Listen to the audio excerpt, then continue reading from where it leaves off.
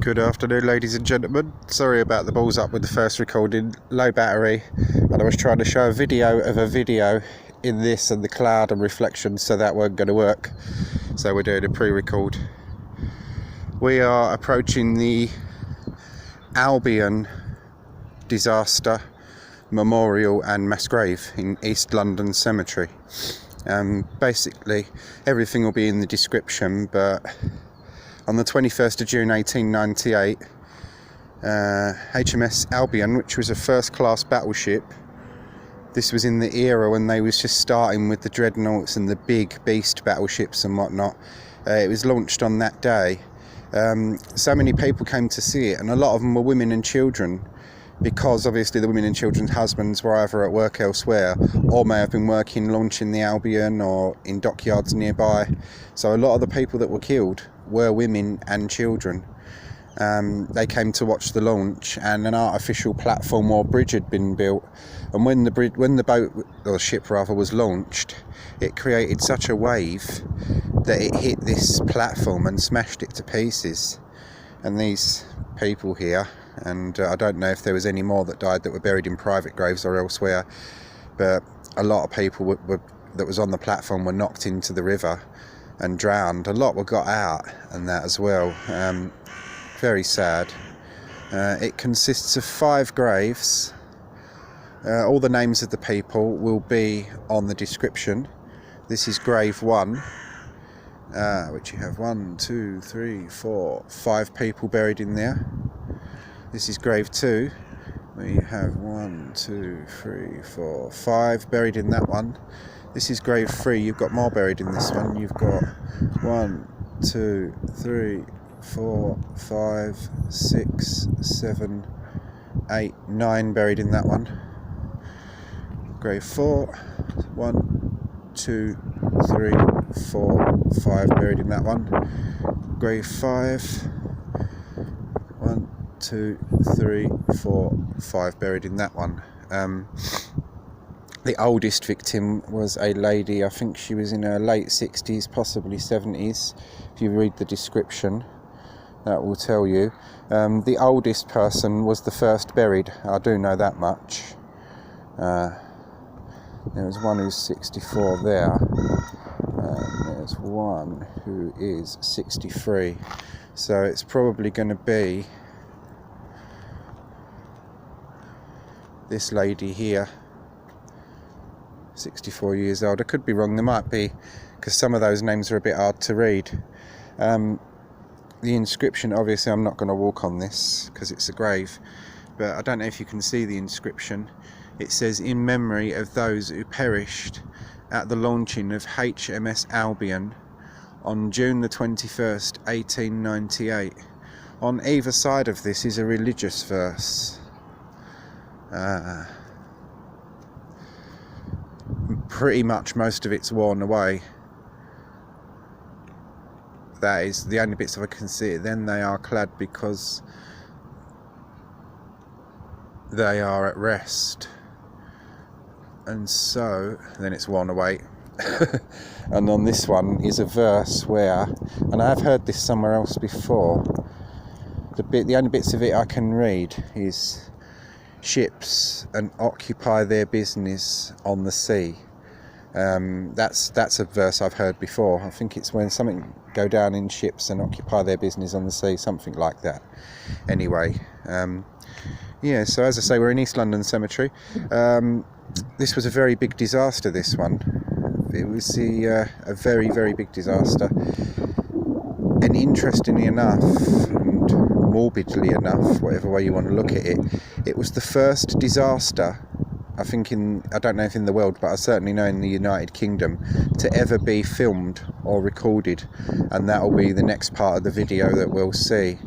When I get home, I'll get that sorted out properly, because you couldn't see it in the live I did.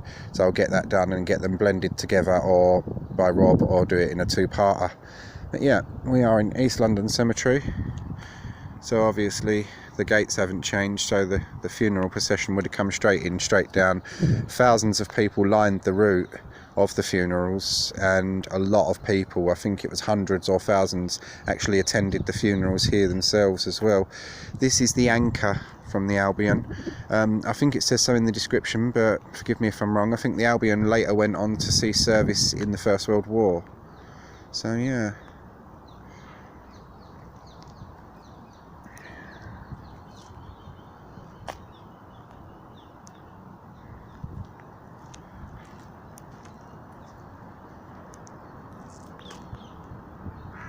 And here you have "Their name liveth forevermore." This is First World War, Royal Fusiliers, Middlesex Regiment. There's hundreds of names on there, so you've got two big memorials next to each other here. This wasn't intended to be a long video. Just to cover this, I'd been meaning to do this one for a while, hadn't got round to it. I was at the cemetery today anyway, because I had to tidy up my nephew's grave, which I've not been over for a while, so that was in quite a state. And most of my family live out as well, so they can't get here very often with everything what's gone on. None of us have really been able to get over, so that's all sorted now. And we've got a funeral on Monday, so I wanted to make sure my great uncle's little plot was tidied and fresh flowers down, so that's done. And I thought, well, while I'm here, the rain eased off a little bit, so here I am filming the Albion. And the second part of the video, I will do it indoors in a darkened room, because you'll pick it up much better.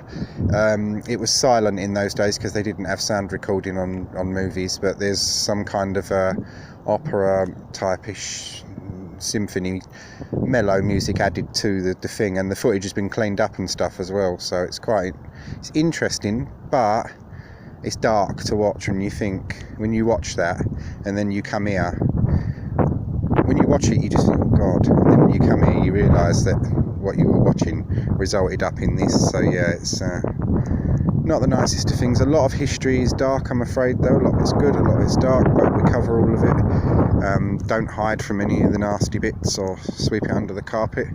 If there's anything shameful, you know it for what it is that's shameful, and show it out for what it is.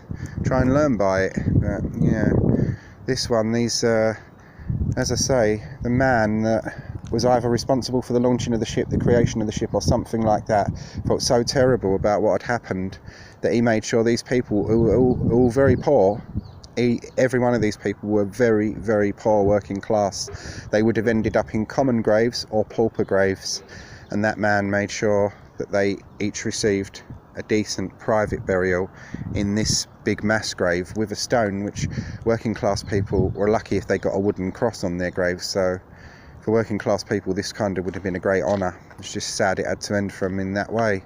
The man also put a lot of money into it himself, and other people put into it to raise a fund to look after the families of the people who'd lost their relatives, because a lot of women died in this, and it was difficult times. It was difficult times. Women and children, I mean, you can't imagine what they went through, poor sods.